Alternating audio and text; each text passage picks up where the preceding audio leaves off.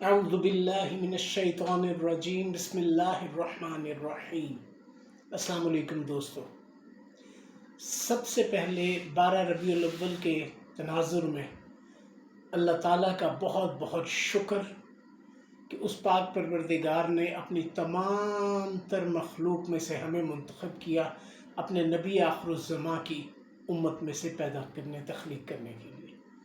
ہم نے نہ تو کبھی کوئی دعا مانگی تھی، نہ کوئی ذکر اذکار کیے تھے، نہ ہمارا کوئی کرائٹیریا تھا، نہ ہماری کوئی پہنچ تھی۔ یہ صرف اور صرف اس کا فضل تھا کہ اس نے ہمیں اپنے نبیوں کے سردار نبی کی امت سے تخلیق فرمایا، ہم پر احسان عظیم فرمایا، اور درود و سلام اس محترم اور مکرم شخصیت پر کہ جو ہمیں اللہ تک پہنچانے میں، ہم تک اللہ کی ہدایت پہنچانے میں، ہمارے اور اللہ کے درمیان میں خوبصورت اور بہترین ذریعہ ہونے کا سبب ہے۔ اللہم صلی علی محمد وعلی آل محمد وبارک وسلم وصلی علیہ۔ اب استخارے کے سلسلے سے متعلق چوتھی ویڈیو حاضر خدمت ہے۔ یہ جو پچھلی ویڈیو تھی جس میں ہم نفس کے بارے میں، شیطان کے بارے میں، ہم ذات کے بارے میں اور اپنی ذات کے بارے میں بات کر رہے تھے، مجھے ایسا محسوس ہوا کہ کچھ چیزیں بتانی رہ گئی، تو انہیں کو دہراتے ہوئے، دہرانا تو نہیں، اسی کی کنٹینیویشن ہے یہ۔ اچھا، سب سے پہلا قانون یاد رکھیے گا۔ قانون یہ ہے کہ جو کچھ ہم کالجز میں، سکولز میں، تعلیم میں پڑھتے ہیں، تھیوری کرتے ہیں، پریکٹیکل لائف اس سے بالکل ہی اپوزٹ ہوتی ہے۔ اسی طرح سے جو کچھ کتابوں میں لکھا ہے، جب ان کو آپ پریکٹیکل لائف میں اپلائی کریں گے تو آپ دیکھیں گے کہ اس میں کافی سارا تضاد تو نہیں کہیں گے، اس کی بہت ساری اپ گریڈیشن ہے یا اپ گریڈڈ ہے اس میں۔ تو ریجڈ مت رہیے گا۔ اب آنے والے وقتوں میں یقیناً ہم تکنیکس پر ہی بات کریں گے، کون کون سے ذرائع ہیں، کن کن ذرائع سے کتنی جلدی سے، کتنی آسانی سے ہم استخارہ کر سکتے ہیں۔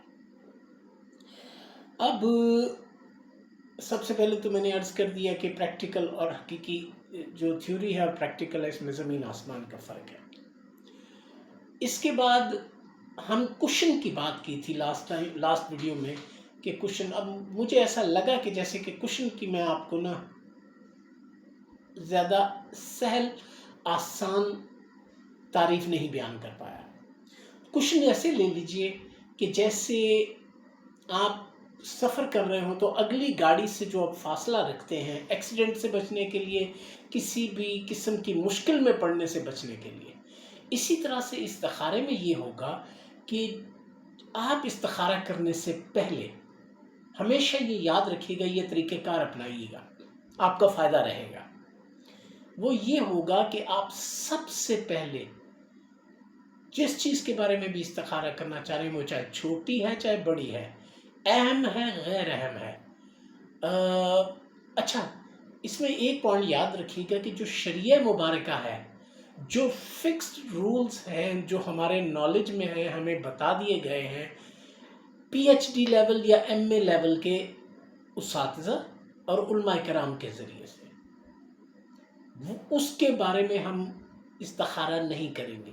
پری سیٹ رولز جو ہیں، جو اللہ اور اس کے رسول کے ذریعے ہم تک پہنچے، اللہ کے رسول کے ذریعے سے، اللہ کے احکامات، ان پر ہم استخارہ کرنے سے اوائڈ کریں گے عام صورتحال میں۔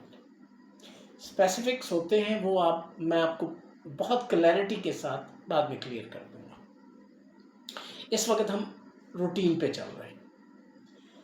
اچھا، اس میں کیا ہے کہ جی سب سے پہلے تو شریعہ مبارکہ کی جو باؤنڈری ہے، ہم اس سے باہر نہیں نکلیں گے، یہ کام۔ دوسری کچھ مسکنسیپشنز ہیں، وہ بھی کلیئر چلتے چلتے وہ بھی کلیئر کر دیں۔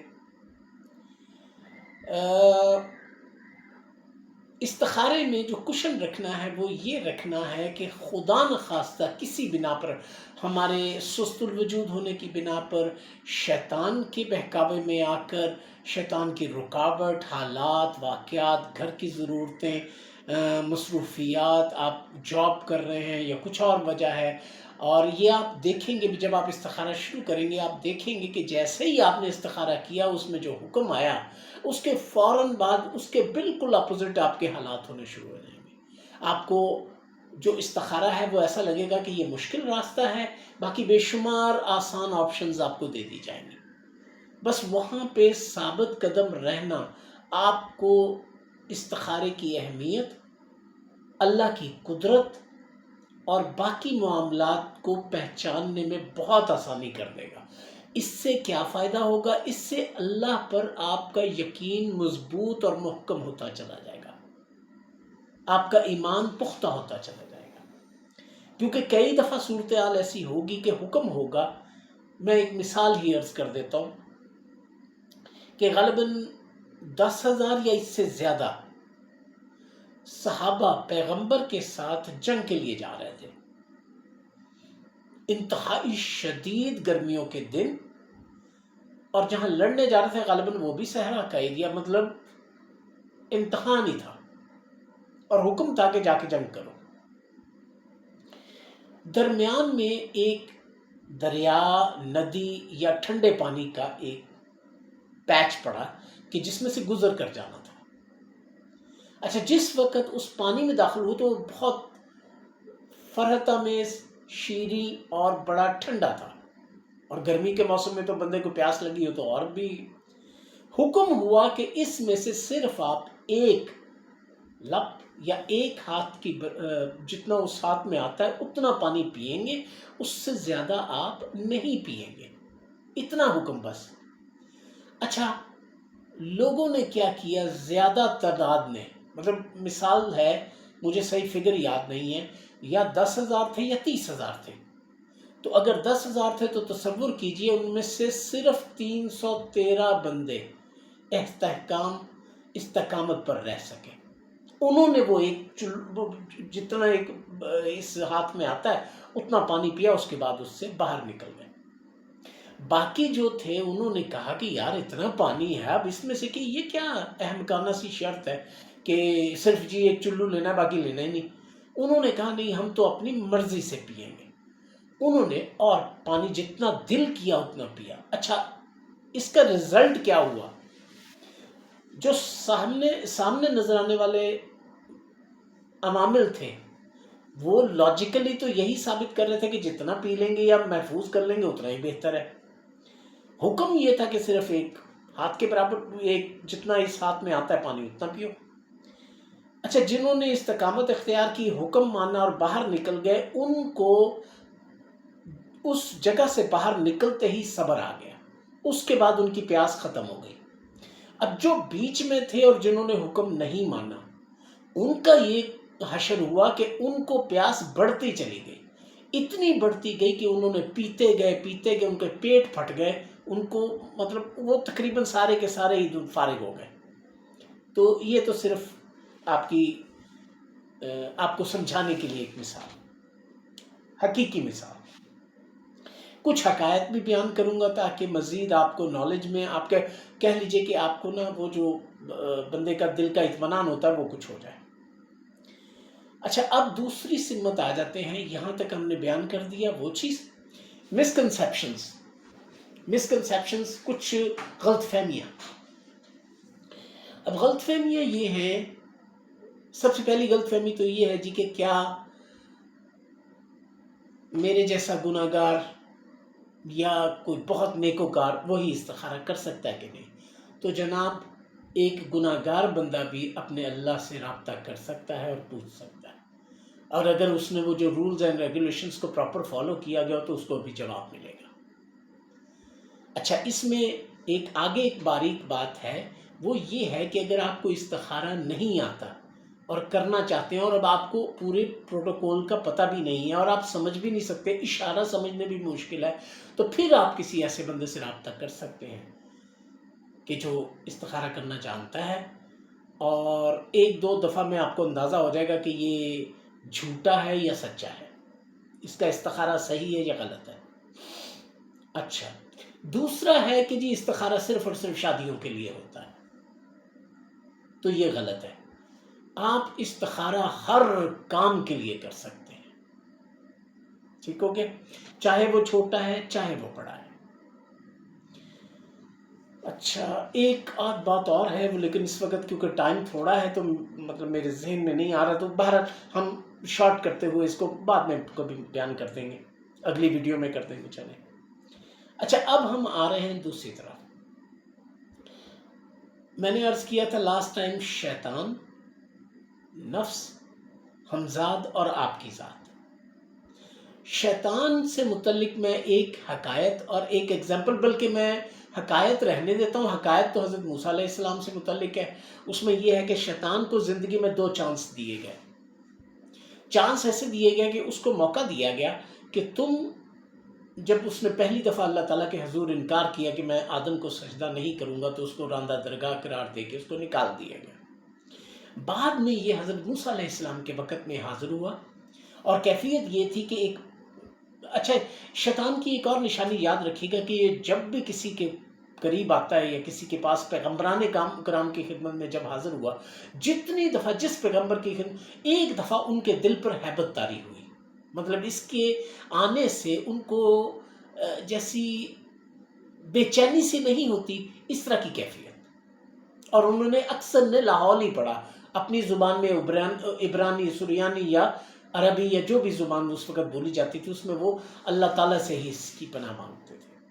خیر، جب یہ آیا تو اس کے ہاتھ میں، الٹے ہاتھ میں، اس کے ایک ٹوپی تھی جو 7 رنگ بدل رہی تھی، اور اس نے آ کے اپنا تعارف کروایا۔ تعارف کروانے کے بعد پوچھا گیا کہ ہاں بھائی کیوں آئے، تمہیں کیا ضرورت پڑ گئی؟ تو اس نے کہا جی کہ میں اللہ تعالیٰ سے معافی مانگنا چاہتا ہوں۔ کہا گیا کہ حضرت موسیٰ بڑے خوش ہوئے کہ چلو یار، جان چھوٹی، مگر یہ دین حق پہ آ جاتا ہے تو عوام مخلوق کا اتنا بھلا ہوگا۔ خیر، جب وہ گئے، حکم ہوا اللہ باری تعالیٰ کی طرف سے کہ حق باری تعالیٰ کی طرف سے کہ اب اس کو کہو کہ اگر یہ معافی چاہتا ہے تو یہ آدم تو موجود نہیں ہے، آدم کی قبر کو سجدہ کرے۔ تو اس کے جواب میں اس کا جواب یہ تھا کہ میں نے اس کو زندہ حالت میں سجدہ نہیں کیا، تو مردہ حالت میں کیسے سجدہ کروں؟ خیر، وہ بات لمبی ہو جائے گی، میں اس کو یہیں رکھتا ہوں۔ بہرحال اس نے کچھ 7 باتیں، وہ ٹوپی جو اس کے ہاتھ میں تھی، اس وقت اس نے کہا تھا کہ اے موسیٰ، تو نے میری یہ مدد کی، جانے سے پہلے میں اپنی 7 چیزیں تمہیں باتیں بتا کے جا رہا ہوں کہ جو بندہ ان کی احتیاطیں کرے گا وہ محفوظ رہے گا میرے شر سے، وہ میں آپ کو بعد میں کبھی بتاؤں گا۔ اچھا، خیر، اس وقت ٹائم 13 منٹ ہونے والے ہیں، تو اس لیے میں شارٹ کرتا ہوں۔ باقی رہ گیا جی حمزات۔ حمزات کے بارے میں اگر آپ پسند کریں، علامہ کاشل برنی ہیں، ایک دنیا سے رخصت ہو گئے، فوت ہو گئے، ان کی ایک کتاب ہے رجوع حمزاد، بہترین کتاب ہے۔ اس کو اگر ایک نظر پڑھ لیں آپ تو آپ کو حمزات کے بارے میں کافی سارے اس کے واقعات، اس کی چالاکیاں، اس کی ہوشیاریاں، اس کے ساتھ کی گئی شرائط، بہت ساری باتوں کے بارے میں پتہ چل سکتا ہے۔ لیکن اس کے ساتھ میں آپ کو ایک خبردار بھی کر دوں کہ براہ کرم اس کتاب میں موجود کچھ طریقے ہیں جن کے ذریعے حمزات کو مسخر کیا جا سکتا ہے، تسخیر کیا جا سکتا ہے، لیکن ان پر بغیر استاد کے، بغیر پیر کامل کے کبھی عمل مت کیجیے گا، وگرنہ آپ انتہائی سخت قسم کی، اور ساری عمر جب تک کہ آپ فوت نہیں ہو جاتے، جب تک آپ کا ٹائم پورا نہیں ہوتا، آپ بہت بڑے عذاب میں پھنس جائیں گے۔ تو براہ کرم کتاب ضرور پڑھ لیں، اس پر عمل مت کیجیے گا کسی بھی قسم کا۔ اور اس میں کچھ تکنیکیں ایسی بھی ہیں کہ جو آپ شیشے کے سامنے یا موم بتی کے ساتھ یا روشنی کے ساتھ، اس میں بھی ایک دھیان رکھیے گا، خدا نخواستہ انسان ہے، انسان ہمیشہ ہی الٹے کام کرنے میں جلدی کرتا ہے۔ جیسے باغ میں جو جڑی بوٹیاں ہوتی ہیں، جو یہ ایک تو ہوتے نا کہ لگائے ہوئے پودے، ان کے پر تو بڑی محنت کرنی پڑتی ہے۔ یہ خاددار جڑی بوٹیاں جو ہے یہ بغیر محنت کے ہی اگاتی ہیں، ان کی صفائی مشکل ہوتی ہے۔ خیر، حمزات کا بھی بیان کر دیا، شیطان کا بھی بیان کر دیا۔ نفس جو ہے، نفس کی مثال یوں سمجھیے کہ برے سے یہ اچھا ہو سکتا ہے. یہ وہ سرکش گھوڑا ہے، اگر اس کی ٹریننگ ہو جائے تو یہ آپ کی سپیڈ روحانیت میں حق کے راستے پر چلنے میں بڑا مددگار ثابت ہو سکتا ہے. آخری رہ گیا، اچھا شیطان کی ایک اور کوالٹی بتا دوں آپ کو، مثال دینے لگا ہوں، اور یہ پریکٹیکل ہے، اس کو آزما کے دیکھ لیجئے گا. شیطان آپ کے کسی بھی نیکی کے کام کو آسانی سے ہونے نہیں دے گا. ثبوت، آپ کوئی سی بھی نماز لے لیں، 5 نمازیں جو ہم پر فرض ہیں، جب آپ اللہ اکبر کہہ کے نماز شروع کرتے ہیں فوراً ہی، مطلب آپ اس وقت حال میں موجود ہیں، پریزنٹ میں موجود ہیں، نماز پڑھنے لگے، یہ آپ کو یا تو پیچھے کسی واقعے کی طرف لے جائے گا، آپ پر ظلم ہوا ہو، کسی پہ غصہ ہو، حسد ہو، بغض ہو، کوئی اور کیفیت ہو، یا بھوک کی یاد دلائے گا، یا کچھ اور چیز کسی نہ کسی چکر میں، یا آپ کو مستقبل کے ڈراووں میں ڈال دے گا. یعنی آپ یوں سمجھیجئے کہ آپ نماز میں موجود تو ہوں گے، لیکن آپ کا دماغ، آپ کی روح، آپ کی سوچ کہیں اور ہوگی. تو یہی کام یہ جب آپ استخارہ کرنے لگتے ہیں، باقی تو یہ وہم بھی ڈالتا ہے، سارے کام کرتا ہے، لیکن ایک یہ کام جس وقت آپ استخارہ کرنے لگتے ہیں، بیک وقت اسی وقت آپ کے ذہن میں، اور یاد رکھیے گا یہ ایک کام کی بات بتانے لگا ہوں آپ کو، ایک فرشتہ ہے، ہر فرشتوں کی ڈیوٹیاں لگی ہوئی ہیں، اسی طرح استخارے پر بھی کسی فرشتے کی ڈیوٹی ہے. اس کے متعلق میں اگلی ویڈیو میں ذرا تفصیل سے بیان کروں گا. میرے خیال 13 منٹ سے زیادہ ٹائم ہو گیا، تو اس لیے اب مجھے اجازت دیجیے. نیکسٹ ویڈیو میں اب آپ یہ سمجھ لیجئے کہ اب ہم تکنیکس کے قریب اور عمل کی طرف اب ہم وہاں پہنچ چکے ہیں کہ جہاں ہم آگے آپ کو صرف تکنیکس بتانی، پھر اس کے پروز اینڈ کونز اور وہ سارا کچھ احتیاطیں، وہ سارا کچھ آپ سے شیئر ہوگا.